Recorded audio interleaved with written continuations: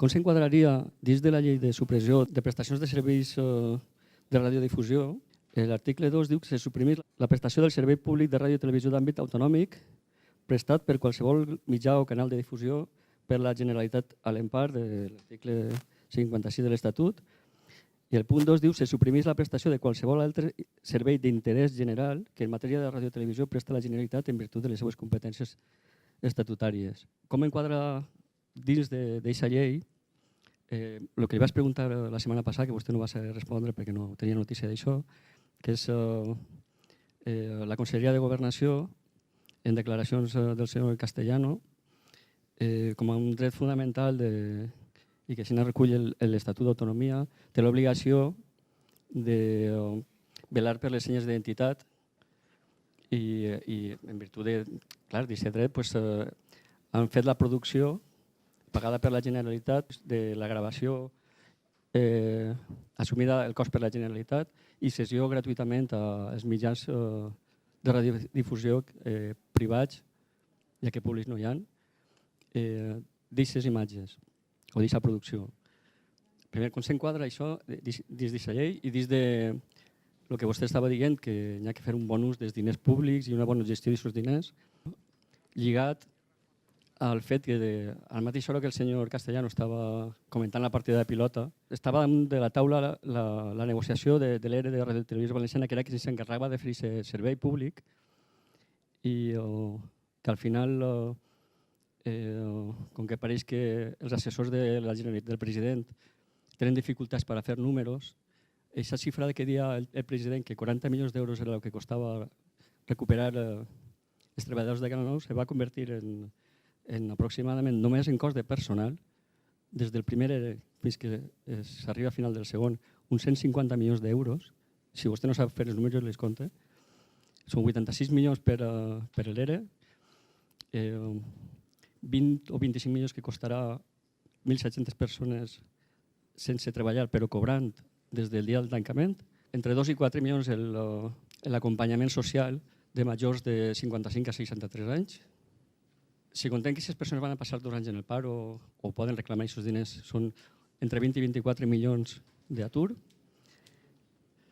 Hi ha més números, no vull cansar-lo. Entonces, com s'enquadra tot això? Qui assumeix aquesta responsabilitat encara que sigui política? Perquè els diners ja saben qui els va pagar, els pagaran els valencians. Gràcies. Mira, en quant a la responsabilitat, li diré que tot s'ha fet des de la més estricta legalitat. Entonces, on hi ha legalitat no té per què haver responsabilitats.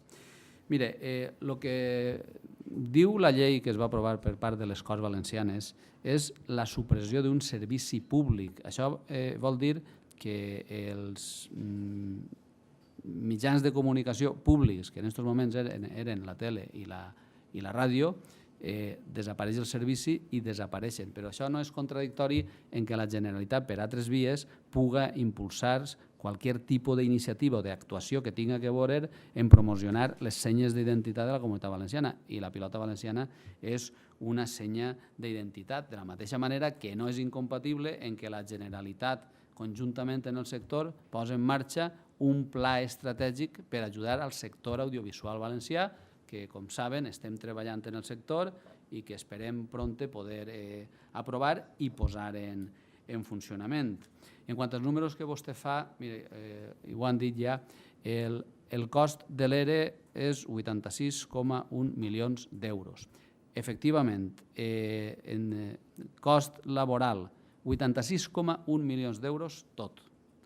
Cost laboral per sous des que es va acordar el tancament fins al moment de l'extinció de les relacions laborals, vostè diu 25 milions d'euros, i jo li dic que són més o menys 23 milions d'euros, però estem d'acord. En qualsevol cas, estem parlant de menys de lo que costa un any, de lo que costava un any una televisió en 1.630 persones, menys. Però hi ha que pensar que no estem parlant sols d'un any, és que seria això un any, un altre any, un altre any, un altre any, un altre any. I com hem dit moltes vegades, és algo que la Generalitat en aquests moments no es pot permetre.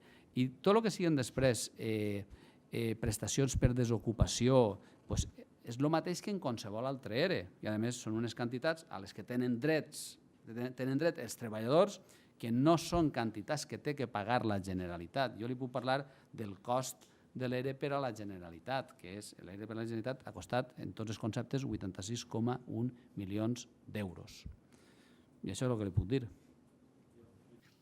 El cost de mantenir-la oberta, tenint en compte l'oferta que negociava o que intentava negociar els sindicats, la comitè d'empresa, que posaven damunt la taula que en aquests diners se podien haver treballat a la televisió, o sigui, emitint, funcionant, fent una reducció de personal, sous, etc., fins a 2017.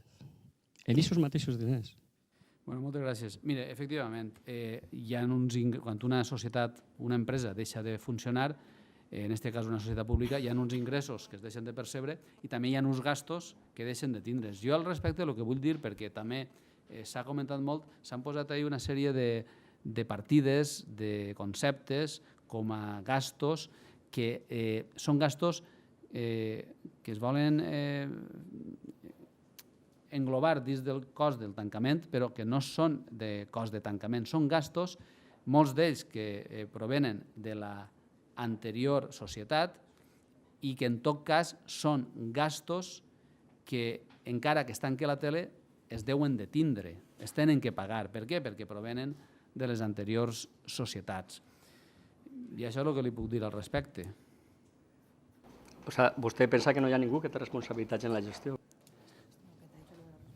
Perdó, insistís, s'ha fet tot dins de la més estricta legalitat. La Generalitat està molt satisfeta de l'acord que hi ha hagut entre les parts. Pensem que tots han fet ahir un exercici de responsabilitat i, per tant, no hi ha res. El primer era, vostès van dir que demandarien a l'empresa consultora Garrigues i companyia.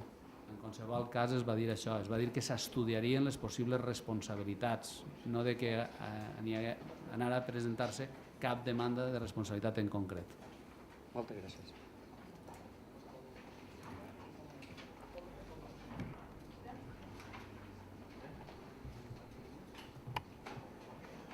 No hi ha més preguntes? Doncs moltes gràcies.